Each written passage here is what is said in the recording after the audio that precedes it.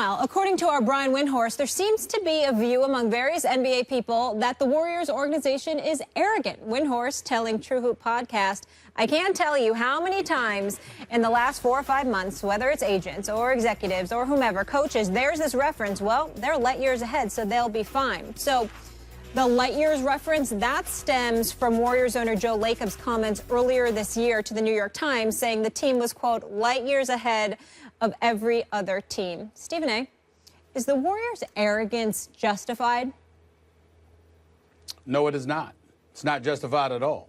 And the reason why is because somebody else in Cleveland are the reigning defending NBA champions, not the Golden State Warriors. I won't say who, but there are a couple of individuals entrenched closely within the Warriors organization that literally told me to my face, they blamed, I'm sorry, not to my face, on the phone.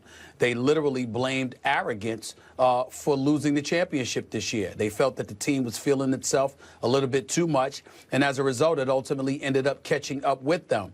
From a talent perspective, they have every reason to feel the way that they feel if you're just looking at individual ability. But the last time I checked, that's not how champions view things. The end outweighs all means. And if the end result doesn't end up being ideal, then you have no business being arrogant, and it's not justified. They lost the NBA Finals. They lost the NBA Finals after being up 3-1. To LeBron James and the Cleveland Cavaliers. LeBron James and them went at them in Game 5. Even though Draymond Green was suspended, I still to this day contend that LeBron James instigated that, but that's no big deal. The bottom line is it clearly was a brilliant strategy on his part. When he got physical with Draymond, and then Draymond, the kick, and then LeBron got suspended, and then obviously Andrew Bogut ended up getting hurt in Game 5. Iguodala was hurt by Game 6 and pretty much close to no good for Game 7. So Cleveland had a lot of luck on its side, just like Golden State had luck on its side when they won the championship for the first time when they beat Cleveland. But in the end, what it comes down to is that you were up 3-1. You had a 2-time reigning league MVP as your star. You had the best shooting backcourt in the history of basketball. Draymond Green had returned for game 6 and 7. And you still were not able to close the deal. There is no reason on God's green earth for the Golden State Warriors to be arrogant. A matter of fact, they should be quite annoyed that they're not sitting here as reigning 2-time defending NBA champions right now. The last point that I want to make is this, and I want to call out this show, First Take right now, Sports Center right now, ESPN right now. That damn photo of Kevin Durant and Steph Curry hugging one another. I totally understand it was after the Western Conference Finals when Oklahoma City blew a 3-1 lead to Golden State, and Golden State ended up winning the series. But in light of the things that followed subsequently, meaning Kevin Durant going to Golden State, that is not a photo Oklahoma City wants to see.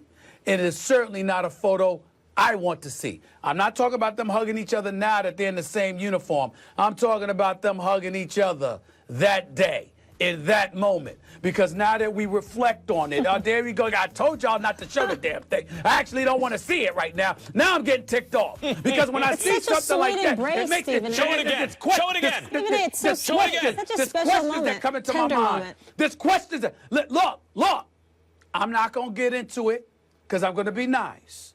But I'm going to tell y'all, when I see that photo, which there photo? Are questions Show it that again, enter please. my mind. And that's all I'm going to say about it.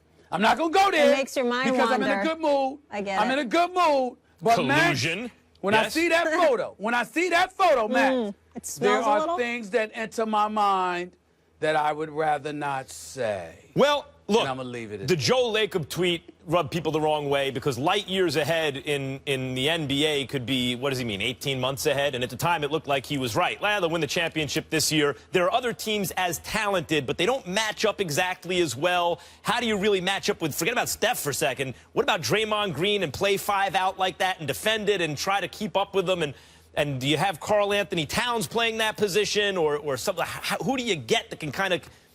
So, yeah, there are teams with much talent, but they weren't organized and structured the same way. And maybe it would have taken a season or two to catch up. But they got their comeuppance that season. They didn't even win the championship last year.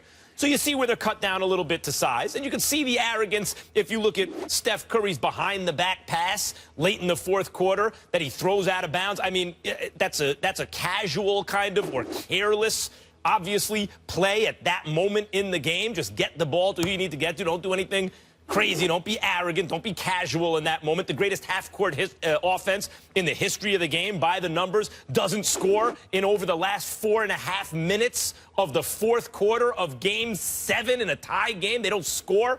I mean, they were humiliated. They got their comeuppance. So you say, aha, can't be arrogant now, except that they have created the kind of atmosphere in Golden State, the kind of culture on that team that has other stars wanting to play with them. So they land the biggest available fish in Kevin Durant. He wants to swim in that pond. I mean, like, so you say arrogant. Yeah, they won 73 games, had an historic collapse to lose very close in 7 games to the latest iteration of a LeBron James super team. And then what do? They reload with Kevin Durant and really don't lose anything nearly as significant as what they gained. Would you be a little arrogant? Yeah. I don't see how you avoid that. Maybe the Spurs could avoid it, but who else? Like I said, ultimately, how you finish is what matters most. It usurps any and all things. And we are sitting here today with the Cleveland Cavaliers as the reigning, defending NBA champions. That means despite a 73-9 all-time regular season record, despite a 2-time league MVP, despite the greatest shooting backcourt in the history of basketball, despite the popularity and the salivation on the part of the public and the television networks who just clamor, in their direction, they ended up short. They got all the sizzle, but they were not the ones who ended up with the gold. And if you don't have the gold, you have no business being arrogant. Plain and simple. Yeah, but that was last year. This is this year, and they just got KD. Oh, I'm sorry. Wait. That's now. It's a new team. That wasn't last year. I'm saying that wasn't a new game. Please, you lost. And throughout this entire season, until next June comes around, you still will have lost. The Cleveland Cavaliers with LeBron James, with Kyrie Irving, with Kevin Love, with Tristan Thompson, with Tyronn Lue as the coach, are the reigning, defending Stephen NBA A., you champions. lose arguments Not on this show Golden every State. day. You're just as confident for your next argument. Oh. Your arrogance doesn't go all know anywhere. better than that. All everybody talks about right now is how you lying to the American people. I mean, are you kidding me? I haven't lost a debate to you yet. I'm still waiting. just lost that. Maybe Losing this you'll one force right me to stop. I'm hoping you'll provoke me so I can stop actually taking a light on you. I really am. This is me with one hand behind my back. Wait till the NFL season starts. Please. This ain't boxing, baby. This ain't boxing. All right. Up next, a subject we do not take lightly. Penn State will be honoring former head coach Joe Paterno at an upcoming game. Is this a bad idea for the school in light of everything that's happened there? We react to that when we come back. To formally honor former head coach Joe Paterno for the first time since his firing nearly 5 years ago. The ceremony will take place during the Nittany Lions' September 17th game against Temple. This according to the university. Paterno finished his career as the winningest coach in FBS history with 409 wins, but he was unceremoniously fired in November 2011 in wake of the Jerry Sandusky child sex abuse scandal. He died 2 months later, and a statue outside the stadium was removed the following summer. Stephen A., do you have a problem with Joe Paterno being honored? Without question. He should not be honored. And I agree with my colleague, my esteemed colleague, Reese Davis, when he said that the university comes across as incredibly tone deaf. This is a disgrace. There's no other way to slice it. And let me say this about folks who support Joe Paterno. Let's understand that he made Penn State what it is in terms of putting their name on the map. He was the coach for 46 years there. Brought national championships to that university. We all know what he accomplished. We all know that in terms of the money poured into the program, it had practically everything to do with Joe Pa. That cannot be ignored. But the reason why you take this hardline stance against him is because of the seriousness of the things that took place under his watch and how little he did about it. We're talking about a guy in Jerry Sandusky who is an absolute scum of the earth, who was sentenced from 30 to 60 years in prison because of decades of child abuse, the residue of that. This is the former defensive coordinator for Joe Paterno. This is the same defensive coordinator that somebody came to Joe Paterno and told him about what Jerry Sandusky had done. This is the same Jerry Sandusky that one of Joe Paterno's, or I don't know whether it was, I keep forgetting whether it was a coach or an assistant coach or, somebody that was an intern or whatever, had seen Jerry Sandusky literally sodomizing a youngster and had told Joe Paterno about that. And Joe Paterno alerted the proper authorities. And here's what the people of Penn State don't realize with all the bloviating that they do in support of him. Essentially, you're saying he was the institution. He meant that much to us. He was that impactful. You're not realizing that you're making the case against Joe Paterno better than any of us ever could. Why? Because even though we know that Joe Paterno he wasn't the one committing child abuse or anything like that, the fact of the matter is that he could have done more and elected not to because it wasn't the priority to him that it should have been. This is the same Joe Paterno that, according to reports, the president once came to his house to fire him. Joe Paterno threw the man out of his house and said, "I'm not going anywhere." Okay, that's how much power Joe Paterno had. You couldn't just get rid of him because he was that influential, that powerful, and he wasn't going to go anywhere until he damn well felt like it. So if you had come to him and said Ohio State was cheating or Michigan State or Michigan was doing something under the table and it was affecting his football program, somehow, some way, he would have done something about it then. But you did nothing about Jerry Sandusky. Even when he was not your defensive coordinator, he was still allowed to have an office on campus and, at least figuratively, if not literally, use it as a recruiting tool to ingratiate himself with youngsters he would ultimately abuse. There was something that Joe Paterno could have done about this. He did not. That's why his statue was removed. It's why the Board of Trustees ultimately axed him as the coach. And that cannot be escaped. He is not Jerry Sandusky. He is not the despicable, reprehensible lowlife that should be under the jail and the key should be thrown away and he should be laid down there with the sodomites. That's not who Joe Paterno is. That's Jerry Sandusky. But Joe Paterno is an iconic figure who was incredibly influential, who was negligent in his duties to use that influence to get rid of a serial abuser and pedophile. That is not somebody you celebrate at any turn. You leave him alone, you let him rest in peace, but what you don't do is crop up memories of him to try and celebrate him. He neutralized that with his inaction, and there is no excuse for Penn State to take this path. It is despicable, it is tone deaf, it is embarrassing, and they need to be called out on it. They should be ashamed of themselves. They really should. To quote Mark Antony from Shakespeare's Julius Caesar, "The evil that men do live after them, the good is oft interred with their bones. So let it be with Joe Paterno." It's not that the good is wiped away by the bad in Joe Paterno's case. It's that they are weighed. And in the balance, the bad outweighs the good here, as much good as he did.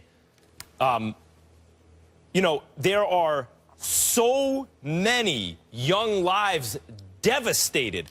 Listen to an investigative report by Louis Freeh, the former director of the FBI, on July 12th. Here's Paterno's role in the Sandusky scandal. The report concluded that Paterno and other officials, but as Stephen A., you eloquently made the case, Paterno had an enormous amount of influence and power there. Quote, failed to take any steps for 14 years to protect the children who Sandusky victimized. Now here, this is not just an issue of Penn State doing something like actively taking down a statue or a name off a library, which was the right thing to do. That's something you actually have to go out and do. You have to change something that's there. There's nothing there right now. The university is intending to do something new to honor him. That's outrageous. We're not here even debating, well, should something stay or should it change? We're saying, should you change the status quo at the moment to further honor Paterno? Given the events with Jerry Sandusky, given Paterno's, at the very least, alleged inaction, well, it's certainly inaction for the most part, but how much he knew, there seems for many to be reason to believe he knew enough that he could have done more. It's not good enough. I mean, all the good is not good enough to outweigh that. And he, you know, I don't take pleasure in it, but Joe Paterno has no business being honored here. Certainly not for them to take, for lack of a better word, proactive steps to initiate some kind of new honor. That's outrageous. They're trying to convince us. They're not trying to convince us. They're trying to make sure that we remember the good that he did. What they don't understand is that the good that he did was for Penn State. But his negligence led to such disgusting results on a part of Jerry Sandusky. It assisted in its inactivity, in its absence, in its negligence. It assisted Jerry Sandusky to commit some of the most vile acts we can imagine. Can you imagine, Stephen A., can you imagine being the parent? Can you imagine being the parent of a child who was victimized after Paterno was made aware of what was happening, after the fact, and there were many? Can you imagine being that parent? I don't care if he won the national championship every year. The fact that he turned a blind eye to these kids getting molested, and I'm glad that Penn State's moved on, but I'd like to know how these victims feel. This makes me sick. It's sick, and I'm just reading a tweet. It's so fitting. Joe Paterno to be honored with a moment of silence, something he was really good at. Yes, that's a great tweet, actually. I love it. A moment of silence, something he was great at. He was silent. And listen, I feel bad for his family because his son came on the show, but Max, before you arrived, Molly, even before you arrived, his son actually came on the show, you know, and you know, trying to fight on his behalf, and they were engaged in legal action against the NCAA, if I recall correctly. But listen, listen, you can't blame the Paterno family for coming to the defense of their dad, because they'll say we don't know all the facts, and there are a lot of things that they don't want to believe, and there may be things that they know that we don't know. We respect that. But in the end, based on what has been reported, based on what we've learned, the level of negligence on the part of Joe Paterno, the best thing you can do for him is just let him rest in peace. Don't even bring up his name anymore. That's because right. Inevitably, he is associated with Jerry Sandusky, as vile as Sandusky is, because of how powerful Paterno was and how he did not use it to eradicate everything that was Jerry Sandusky is criminal in and of itself. Now, no escape. I think there is a lesson here, by the way. Even if you think you're doing right by something, an organization, an institution, a group, by sweeping something under the rug, that's not usually the way it turns out. That only makes it worse. And had had Joe Paterno truly had a clear thought about what was best for the institution that he was perhaps trying to protect, if, as many of us believe, he could have done more, then he made the wrong choice by sweeping it under the rug, if in fact that's what he did. The right choice would have been to shine a light on it. Sunlight is the best detergent, and in this case, it could have prevented multiple tragedies. As soon as he heard about this, he needed to dead the whole thing. Of course. That's what needed to happen.